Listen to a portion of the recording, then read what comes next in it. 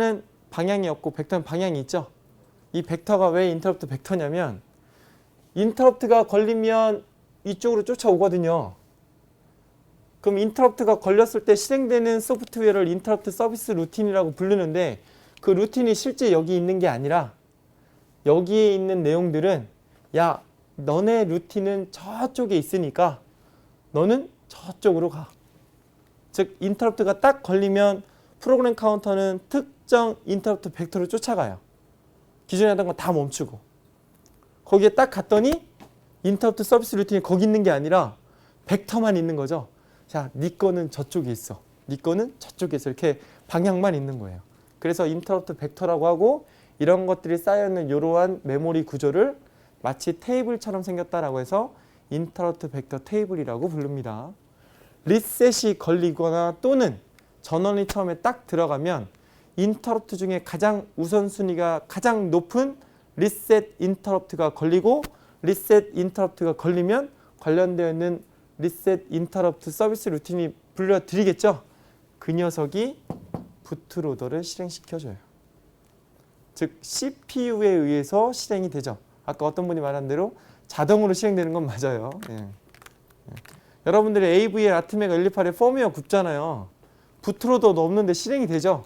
왜 그래요? 이것 때문에 그래요. 그죠?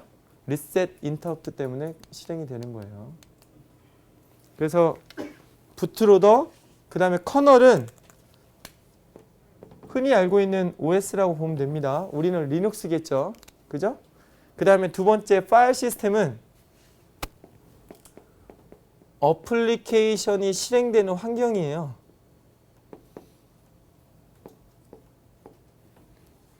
윈도우즈에서 개발한 hello.exe라고 하는 실행 파일을 리눅스로 옮겨놨어요. 실행이 돼야 한대요. 왜 안 되죠? 바이너리가 달라서 비슷한 의미로. 아니에요. 예. 제가 지금 답을 말씀드렸는데 실행 환경이 달라서 그래요. OS가 달라도 실행될 수 있어요. 실행 환경만 같다면. 그래서 리눅스를 처음에 깔아가지고 리눅스에서 윈도우즈 프로그램 불러다 쓸 수 있어요. 그죠? 그렇게 할 때에는 리눅스에서 사용하는 파일 시스템이 윈도우즈에 사용하는 NTFS나 FAT32라고 하는 파일 시스템과 호환성만 있으면 돼요. 그죠? 그래서 마지막에 이 파일 시스템이 다르기 때문에 실행이 안 되는 거지 OS랑은 상관이 없어요. 어플리케이션은. 왜냐하면 이게 리눅스라고 하는 OS거든요. 어플리케이션은 OS가 있는지도 사실은 몰라요. 이렇게 그림 그리고 요러기서부터 어플리케이션부터 디바이스까지 이렇게 쭉 있으면 대부분 사람들은 어플리케이션, 라이브러리, 얘 이렇게 갈 것 같죠? 맞아요? 절대 그렇게 안 가요. 펌웨어는 이렇게 가요. 근데 OS가 있는 환경에서는 여기 지금 금이 있잖아요. 이 금 있죠? 요 금을 어플리케이션이 절대로 넘어갈 수가 없어요. 여러분들이 AVR 아트메가 128 이렇게 8비트나 16비트 할 때 혹시 CPU의 동작 모드라는 거 들어본 적 있어요? 없으셨죠? 맞아요? 근데 32비트 ARM부터는 CPU의 동작 모드라는 게 나와요. 어플리케이션이 실행될 때는 ARM CPU는 이렇게 돌아요. 어플리케이션은 오른쪽으로 이렇게 하드웨어적으로 돌아요. 근데 OS를 돌릴 때 CPU는 하드웨어적으로 왼쪽으로 돌아요. 서로 틀리죠? 맞아요? 서로 CPU가 하드웨어적으로 동작하는 방식이 틀려요. 에디에서 사용되는 ARM이라고 하는 CPU는 동작 모드가 무려 7개나 있어요. 인터럽트 걸릴 때 동작되는 하드웨어 방식은 또 틀려요. 그러니까 각각이 틀린 방식들이 있는데 중요한 건 어플리케이션이 커널에 있는 이러한 소프트웨어를 직접 불러다 쓸 수 없다는 게 중요한 거예요.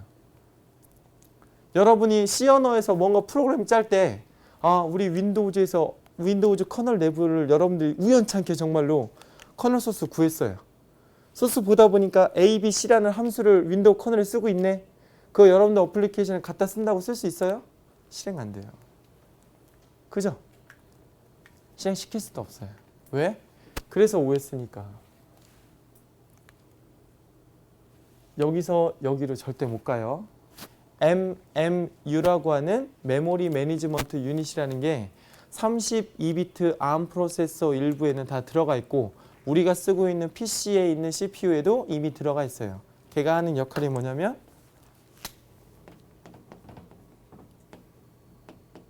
가상 메모리를 지원하려면 반드시 그 로직이 있어야 돼요.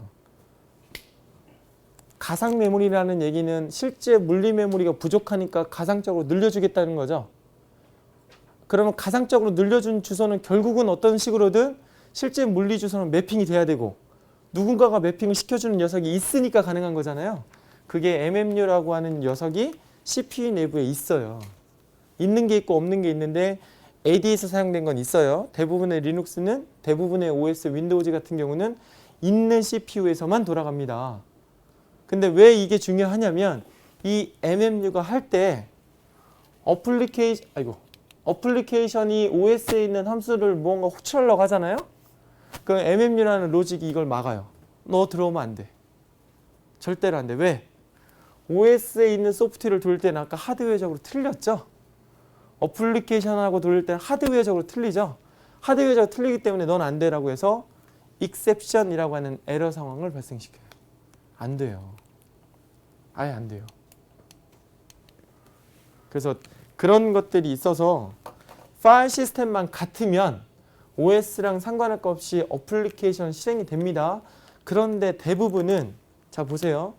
부팅하는 순서는 부트로더 실행됐다가 커널 실행됐다가 다시 파일 시스템 실행이 되겠죠? 맞아요? 결국은 얘랑 뭔가 연결이 되고 얘랑도 연결이 돼 있을 거예요. 그러니까 대부분 파일 시스템은 대부분 커널에 종속적이다 보니까 OS가 다르면 어플리케이션 실행이 안 되는 것처럼 느껴지는 거지 원래 파일 시스템만 같다면 사실 돌아가는 데는 전혀 상관이 없어요. 그래서 이 세 개를 올려야 돼요.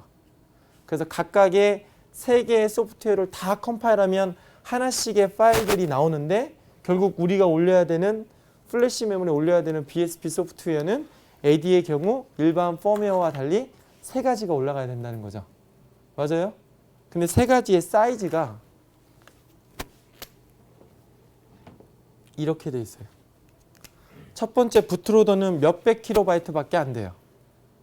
근데 두 번째 커널은 1.5메가에서 2메가 아니면 한 1메가 전후 정도 돼요. 한 몇 메가 정도 돼요. 마지막으로 파일 시스템은 컸을 때 몇십 메가바이트까지 갈 수도 있어요. 근데 아까 여기 보세요. 타겟 보드에 플래시 메모리에 구워 넣을 때에는 패러럴 라인을 가지고 이렇게 구워 넣는다 그랬죠? 맞아요? 근데 실제 패러럴 라인 규격을 보면 패러럴 라인도 라인은 많아 보이지만 우리가 ISP 구울 때에는 RxTx라고 하는 시리얼 통신을 써요. 결국 몇백 kbps 정도나 뭐 이런 정도의 kbps 단위로 이렇게 굽는 거죠. 몇백 킬로바이트까지는 어찌어찌 가능하도 몇 메가부터는 속도가 느려서 이거 답답해서 못 쓸 거예요. 몇십 메가를 이걸로 굽잖아요. 그럼 딱 구워놓고 나가서 담배 몇 개 피고 뭐 컵차기 한번 하고 뭐 이렇게 하다가 오면 아마 구워졌을까? 그럴 거예요. 아마. 그럼 개발 못 하겠죠. 맞아요? 예. 그럴 때 사용하는 방법이 이더넷 혹은 USB를 써요. 이더넷이나 USB는 기본적으로 10메가 단위죠. 속도가. 맞아요? 그래서 이쪽에 있는 커널이나 파일 시스템의 이 파일 사이즈가 큰 거를 10메가 속도에 굉장히 빠른 속도로 다운로딩을 시켜요. 여기서 한 가지 차이점이 뭐냐면 프로그래밍을 할 때는 타겟 보드에 전원만 있고 여기에 어떤 소프트웨어도 없을 때 프로그램을 굽는 거예요. 그러니까 이쪽에 있는 소프트웨어를 한 방에 구워 놓는 거거든요. 이해돼요? 근데 다운로딩이라는 말을 여러분들 다운로딩 어떻게 써요? 내 프로그램으로 서버에 접속했을 때 다운로딩하고 뭐 이런 식으로 얘기하잖아요. 맞아요? 다운로딩이란 말은 통신이에요. 통신.